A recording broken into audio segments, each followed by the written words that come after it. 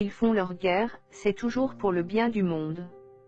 Quand ils ont une opinion, elle est internationale. Quand ils s'expriment, ils le font au nom de la communauté internationale. Quant à leurs valeurs, elles doivent être universelles. Quand ils ont une crise, elle devient mondiale. Quand ils parlent de leur langue, ce sont des langues. Quand il s'agit des langues des autres, on a vite fait de parler de dialectes. Ils se sont installés de force en Amérique, au Canada, en Australie, en Afrique du Sud, et en Amérique du Sud. Paradoxalement, ce sont les gens les plus intransigeants, dès qu'il s'agit de migration. Quand ils viennent chez nous, ils disent être expatriés.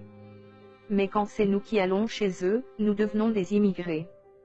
Quand leur visa est expiré, ils disent être en situation irrégulière. Dès que la même chose nous arrive, nous devenons des sans-papiers.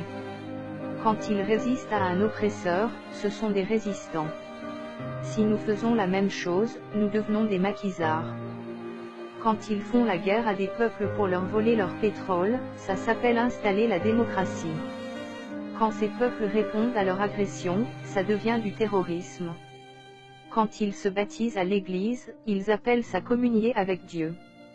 Mais quand nous faisons nos rites ancestraux, ça devient de la superstition. Quand certaines de nos femmes portent le voile par conviction religieuse, ce sont des femmes soumises et opprimées.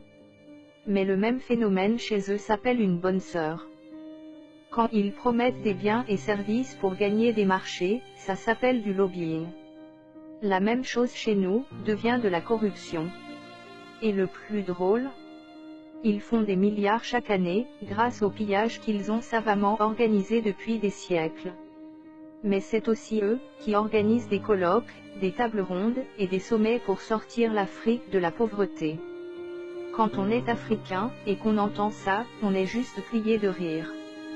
D'où le syndrome du ricanement permanent, au risque de passer pour un sauvage.